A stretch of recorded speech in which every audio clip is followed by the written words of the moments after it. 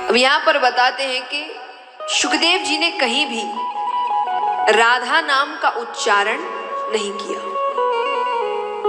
क्यों नहीं किया?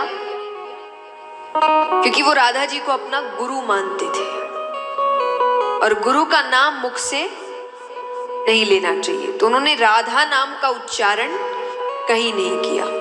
उन्होंने राधा जी को बड़ी गोपी से संबोधित किया। किस नाम से? बड़ी गोपी। तो बड़ी गोपी जहां जहां पर भी आता है उसका नाम मतलब है। अच्छा, गुरु क्यों मानते थे? प्रसंग है कि शुकदेव जी हम सभी जानते किसका स्वरूप है, किसके रूप में आए हैं? तोते का रूप है,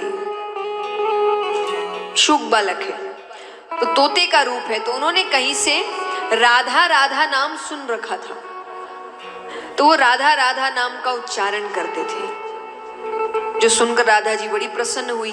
उनको दर्शन देने आती है। उन्होंने आकर कहा, पुत्र राधा राधा मत कहो, कृष्ण कृष्ण कहो। क्या कहो? अच्छा, यहां कितने हैं जिन्होंने गुरु बनाए हैं? हाथ उठाना। आप सभी को गुरु मंत्र दिए गए होंगे, जाप करते हैं? Very good. तो गुरु क्यों बनाए जाते हैं? साफ शब्दों में बताना, घुमा फिरा के नहीं ऐसे, क्योंकि बहुत कारण हो सकते हैं, पर साफ शब्दों में गुरु क्यों बनाते हैं? भगवान से मिलने के लिए। हाँ, तो सही बात तो भगवान ही है। तो भगवान से मिलने के सीधे शब्दों में अगर कहें तो गुरु हम क्यों बनाते हैं? भगवान से मिलने के लिए। और गुरु जी आपको गुरु मंत्र देते हैं जिसका आप रोज जाप करते हैं। तो यहां पर गुरु कैसे मानी गई राधा जी बताया गया है कि वो राधा राधा नाम का उच्चारण करते थे। तो राधा जी आई, राधा जी ने कहा राधा राधा मत कहो। क्या कहो? कृष्ण कृष्ण कहो। तो राधा जी ने दिया गुरु मंत्र जिसका वो जाप करने लगे। अब वो कृष्ण कृष्ण कृष्ण कहने लगे, जिससे प्रसन्न होकर श्री कृष्ण आए। मिला दिया भगवान से। तो इसीलिए तब से वो राधा जी को अपना गुरु मानते हैं कि मेरे गुरु ने मुझे गुरु मंत्र दिया जिसका जाप करने से मुझे भगवत प्राप्ति हुई। और आपने जब शुकदेव जी के अवतार की कथा सुनी थी तो शुकदेव जी कहां पर आए थे? कैलाश पर्वत पे। तो राधा जी ने ही उनको भेजा था। जब श्री कृष्ण अवतार ग्रहण करने जा रहे थे तो राधा जी भी तैयारी में थी। तो शुकदेव जी ने कहा कि मैं क्या करूंगा, मुझे भी साथ जाना है। तो राधा जी ने कहा तुम जाकर क्या करोगे? बोले मैं आपकी कथाएं सुनूंगा।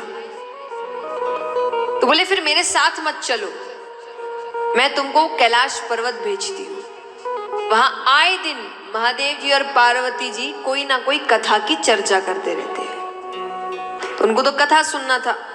तो इसीलिए शुकदेव जी राधा जी को अपना गुरु मानते हैं। और ऐसे भी राधा जी को मनाना बड़ा अच्छा है, क्योंकि जो राधा जी को मनाता है उनको भगवान मिल ही जाते हैं। सच्ची बात है कि नहीं है? इसीलिए तो हम गाते हैं ना, राधे राधे जपो चले आएंगे बिहारी। कि अगर भगवान से मिलना है तो राधा जी को मना लो। वृंदावन इत्यादि में जाओ तो सब कोई कृष्ण का नाम कम लेते हैं, राधे राधे राधे राधे राधे राधे। क्यों? क्योंकि सबको पता है कृष्ण को मनाना है तो पहले किसको मनाना पड़ेगा? राधा जी को। तो इसीलिए जितना हो सके सत्य की राह पर चलो। जहां झूठ की जरूरत नहीं वहां झूठ मत बोलिए। जैसे उदाहरण स्वरूप, ये उदाहरण भी पुरुष वर्ग की तरफ ही जाता है। देखिए, ये मैंने कोई मन से मैं बना के नहीं लाई हूं। अब ऐसे उदाहरण आ रहे हैं जो आप पर ही लागू ज्यादा होते हैं। तो मान लीजिए कि आपने किसी से मिलना तय किया, इतने इतने बजे वो व्यक्ति पहुंच गया। अब आपको फोन कर रहा है, कहाँ हूं? आपका क्या जवाब होता है? 2 मिनट बस पहुंच गया। अरे सिग्नल पे, है ना? असलियत क्या होती है? घर से नहीं निकले अभी तक, यहाँ झूठ की जरूरत है? सामने वाला दो बात तो सुनाएगा ना, सुन लेना, कौन सा बहुत पहाड़ टूट जाएगा।